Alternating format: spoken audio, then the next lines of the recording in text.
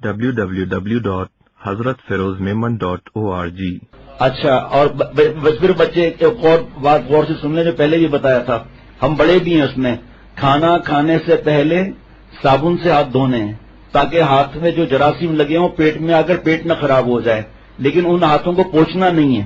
اس کے بعد کھانا کھانے کے بعد تو سبھی صابن سے ہاتھ دھوتے ہیں۔ اب ایک مزیدار بات سنیں، میرا پیٹ برسوں سے صحیح نہیں تھا، چھوٹے بھائی حافظ شفقت ڈاکٹر ہیں اور اللہ نے ان کو بڑی سمجھ دی ہے، تو مجھ سے کہا بھائی دوائوں کو سب چھوڑو، واش روم جانے سے پہلے صابن سے ہاتھ دو، واپسی میں تو سبھی ہاتھ دھوتے ہیں۔ 4-5 دن میں طبیعت ٹھیک ہو گئی ماشاءاللہ۔ اب جب آنکھوں کو ملا تو حضور صلی اللہ علیہ وسلم کی یاد آ گئی سبز گنبد کی صبح، تو کس نے سمجھایا؟ حضرت والا رحمۃ اللہ نے سمجھایا۔ اور پھر آج سبق دوبارہ دہراتا ہوں، جھوٹ نہیں بولنا ہے۔ پورے دنیا میں سب سے بڑے اللہ کے ولی جب سے سلسلے شروع ہوئے، صحابہ رضوان اللہ علیہ مجمعین کی بات نہیں کر رہا، ان کے قریب کوئی نہیں پہنچ سکتا، تو وہ ان کا نام تھا حضرت شیخ عبد القادر جیلانی رحمۃ اللہ علیہ۔ جب ہم بیعت کرتے ہیں نا، داخل ہوتا ہوں میں سلسلہ قادریہ میں، تو یہ بزرگ تھے، چھوٹے بچے تھے، ماں نے پڑھنے کے لیے دینی تعلیم کے لیے بھیجا، اور یہ جو قمیض کا ایسا ہے نا بغل کے ساتھ، اس میں 40 دینار سی دیے۔ ڈاکوؤں کا دور تھا، آگے جا کے ڈاکوؤں نے گھیر لیا، سب کو پکڑ لیا، تو اب جناب پریشان سب، چلو پیسے نکالو پیسے نکالو۔ ایک ڈاکو نے بچہ سمجھ کے مزاح کیا کہ تیرے پاس پیسے ہیں؟ کہاں ہیں؟ ڈاکو ہنسا، جا کے سردار کو بتایا، وہ بڑا خوفناک اکڑتا ہوا کہ اوے مذاق کرتا ہے، تیرے پاس پیسے ہیں؟ کہاں ہیں؟ کہاں رکھے ہیں؟ کہ یہ یہاں میری ماں نے چھپا کر رکھے۔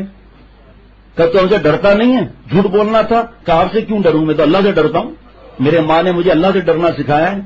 ڈاکو دھاڑے مارتے مارتے زمین پر بیٹھ گیا اور کہا آج سے میں توبہ کرتا ہوں، اتنا بچہ نیک اور میں ڈاکہ مار رہا ہوں، بڑا طاقت اللہ نے دی ہے، توبہ کر لی۔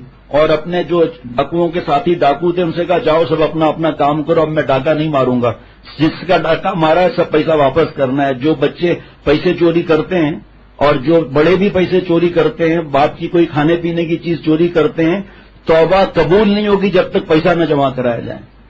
بابا نے رات کو، میں نے جب جھوٹ پر بابا کو واقعہ سنا ایک، تو بابا نے کہا تمہیں یاد نہیں ہے میں ایک بات کرتا تھا تم سے کہ ایک آدمی شراب پیتا تھا، زنا کرتا تھا، سب گندے کام کرتا تھا، اللہ والے سے بیعت ہوا تو اللہ والے نے کہا کہ میں سب گناہ تو نہیں چھوڑ سکتا، نماز نہیں پڑھتا تھا، تو اللہ والے نے فرمایا بس جھوٹ چھوڑ دو۔ اب صبح جب شیخ کے پاس آیا کہ ارے شیخ پوچھے کہ فجر کی نماز پڑھی؟